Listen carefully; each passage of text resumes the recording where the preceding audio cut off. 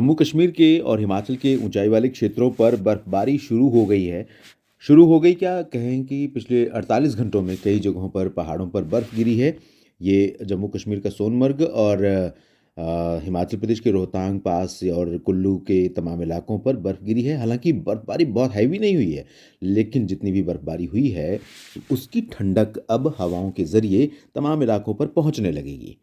नमस्कार, आप सभी का स्वागत है मौसम तक चैनल पर। ये 3 दिनों के मौसम पूर्वानुमान का बुलेटिन है। आज 24 नवंबर है। 24, 25 और 26 नवंबर को देश भर में क्या कुछ बदलेगा मौसम के मिजाज में, हम इसकी जानकारी लेंगे दोस्तों। मैं हूं देवेंद्र त्रिपाठी। ये वीडियो आप देख रहे हैं मौसम तक यूट्यूब चैनल और मौसम तक फेसबुक पेज पर। तो आइए जानते हैं सबसे पहले आज के मौसम की स्थिति। आज हवाएं जैसा कि आप देख रहे हैं, वैसे सुर्खियां अखबारों में और टीवी चैनलों पर लगातार ये बन रही है कि दिल्ली के प्रदूषण में कोई राहत नहीं है, लेकिन पिछले दिनों की तुलना में दिल्ली के प्रदूषण में काफ़ी सुधार है।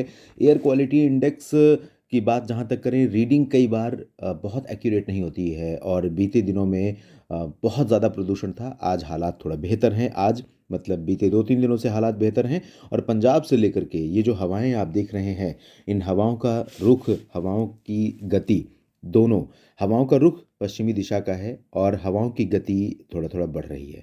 और ये स्थिति हमेशा प्रदूषण को बेहतर करने की मानी जाती है। तो यहाँ पर और साथ ही ये हवा पूर्वी उत्तर प्रदेश में तमाम इलाकों तक चल रही है और बिहार के भी पूर्वी या कह सकते हैं मध्य भागों तक चल रही है। उसके बाद यही हवा टर्न हो रही है इधर मध्य भारत के भागों में, मध्य प्रदेश महाराष्ट्र के तमाम इलाकों पर। लेकिन इसमें थोड़ा सा इनपुट ऐड हो जाएगा बंगाल की खाड़ी का भी।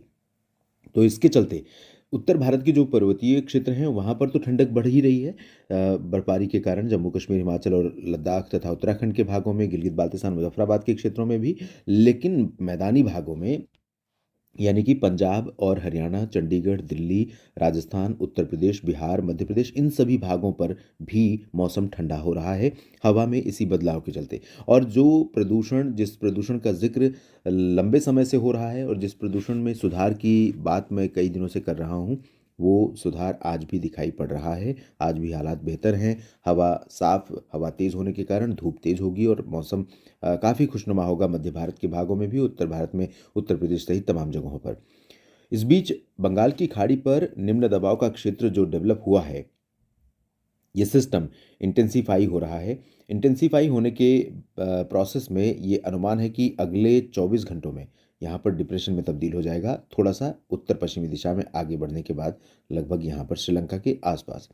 और श्रीलंका के आसपास जब ये सिस्टम डिप्रेशन बनेगा, तो डिप्रेशन बनने के कारण इसकी जो एनर्जी है वो और ज़्यादा इन्हेंस हो जाएगी। एनर्जी इन्हेंस होने के साथ ही ये दक्षिण भारत के जो प्रायद्वीपीय क्षेत्र हैं, इन भागों को तो प्रभावित करेगा ही करेगा।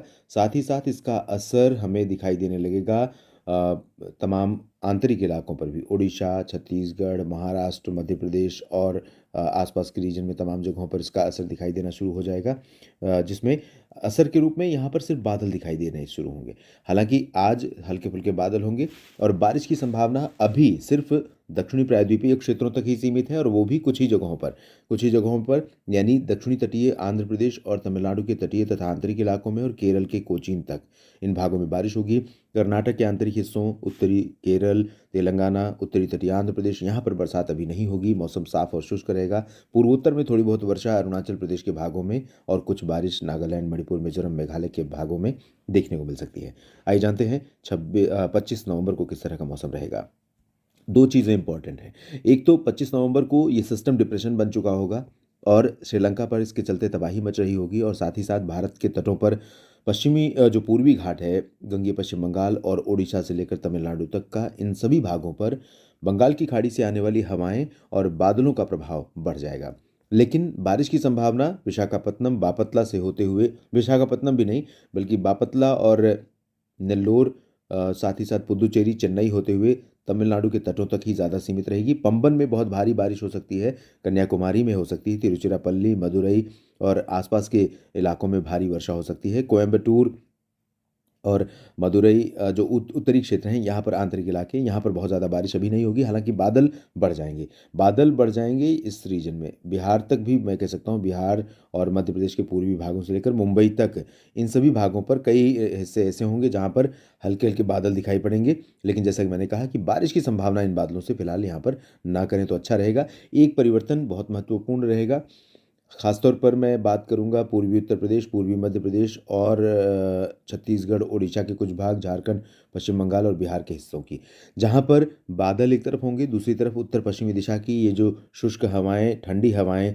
लगातार चल रही हैं, इन हवाओं का असर दोस्तों यहाँ पर जब बढ़ेगा तो होगा ये कि दिन का तापमान काफ़ी नीचे जाएगा, और दिन का तापमान नीचे जाएगा तो दिन में भी मौसम में ठंडक अच्छी खासी महसूस की जाएगी, चाहे वो उत्तर प्रदेश का हिस्सा हो या पूर्वी मध्य प्रदेश हो या बिहार के पश्चिमी हिस्से हों, झारखंड का रीजन हो। और दिल्ली में तो खैर बादल नहीं पहुंचेंगे। दिल्ली और हरियाणा, पंजाब, राजस्थान, गुजरात में कुछ बादल पहुंचेंगे, लेकिन गुजरात में तापमान उतना नीचे अभी नहीं जा रहा है, तो बहुत ज़्यादा अंतर नहीं आएगा। लेकिन राजस्थान तक और पंजाब, हरियाणा, दिल्ली, इन सभी भागों में मौसम में ठंडक रहेगी ही। और कश्मीर, हिमाचल तथा उत्तराखंड के रीजन में आप देखें, यहाँ पर मौसम साफ और शुष्क हो रहा है कल से, और बारिश या हिमपात की गतिविधियाँ बंद हो रही हैं। तो अगर आप टूरिस्ट के तौर पर यहाँ घूमने गए हैं और घूम रहे हैं इस समय, आप सोच रहे होंगे कि फिर से कुछ होगी बर्फबारी, तो ऐसा अभी इमीडिएटली नहीं होगा। अगला जो स्पेल आने वाला है, संभावना है कि वो तकरीबन हो सकता है कि 30 नवंबर के आसपास यहाँ पर डब्ल्यू डी पहुँचे। तो 30 नवंबर को डब्ल्यू डी जब पहुँचेगा पर्वतीय क्षेत्रों पर दोस्तों, तो उसके बाद दिसंबर का आगाज़, दिसंबर की शुरुआत जो होगी यहाँ पर बर्फबारी के साथ हो सकती है। तो कई जगहों पर बर्फबारी उस दौरान हो सकती है और अच्छा स्पेल दिखेगा, ऐसा लग रहा है उस दौरान। फिलहाल 25 दिसंबर को देश भर में जैसा मैंने बताया कि इस तरह की संभावनाएं दिखाई पड़ रही हैं। और अब जान लेते हैं 26 नवंबर के मौसम के बारे में। 26 नवंबर को इधर पर्वतीय क्षेत्रों पर तो ड्राई वेदर रहेगा ही रहेगा, और मैदानी भागों पर हवाएं तेज़ हो रही हैं। हवाएं तेज़ होने का फ़र्क ये पड़ेगा कि जो धूप का असर है, पंजाब, हरियाणा, राजस्थान और दिल्ली तथा वेस्ट यूपी में बहुत ज़्यादा तेज़ हवा नहीं है, लेकिन आगे की तरफ हवा तेज़ रहेगी, और ये हवा बिहार, झारखंड, उड़ीसा, छत्तीसगढ़, महाराष्ट्र, मध्य प्रदेश, गुजरात तक इन तमाम जगहों पर पहुंचेगी। तो इन तमाम जगहों पर तापमान में गिरावट होगी। और नीचे की तरफ आप देखें तो 26 नवंबर से बादल उड़ीसा के और पश्चिम बंगाल के तटों से होते हुए आंध्र प्रदेश के पूरे तटीय रीजन, साथ ही साथ तेलंगाना के कुछ भागों में, कर्नाटक के तमाम इलाकों पर, और बादल तो वैसे दिखाई पड़ेंगे यहाँ तक, ये वाला जो पोर्शन आप देख रहे हैं, इस रीजन तक बादल दिखाई पड़ेंगे। इस पूरे रीजन में हल्के क्लाउड होंगे, हल्के क्लाउड होंगे, मतलब हाई क्लाउड भी होंगे, उनसे बारिश की उम्मीद नहीं है। तो गुजरात, महाराष्ट्र, मध्य प्रदेश और साथ ही साथ छत्तीसगढ़, उड़ीसा के उत्तरी क्षेत्र, झारखंड, बिहार, पश्चिम बंगाल, पूर्वी उत्तर प्रदेश के कुछ हिस्से, जहाँ पर हल्के बादल रहेंगे हवा के बदले हुए मिजाज से, और हल्के बादल रहेंगे ऊपर से और नीचे ठंडी हवा चल रही होगी, तो इन भागों में मौसम में ठंडक भी रहेगी। लेकिन बारिश की गतिविधियां कुछ जगहों पर हो सकती हैं। कहाँ पर हो सकती हैं इसकी बात करें तो उड़ीसा के तटों पर, दक्षिणी भागों में कई जगहों पर, तटीय आंध्र प्रदेश के तमाम इलाकों में, तमिलनाडु के पूरे रीजन में बारिश होगी, लेकिन कोस्टल पोर्शन और कुछ साउथ इंटीरियर पोर्शन में भारी बारिश की संभावना है। इसके आगे बढ़ेंगे तो यहाँ पर कर्नाटक के कुछ आंतरिक इलाकों, तेलंगाना और आंध्र प्रदेश के रायलसीमा, केरल, इन भागों में भी बरसात हो सकती है। इस बुलेटिन में अभी के लिए इतना ही। बने रहेगा लगातार मौसम तक चैनल और न्यूज़ मीडिया मंच यूट्यूब और फेसबुक पेज मौसम तक पर। धन्यवाद।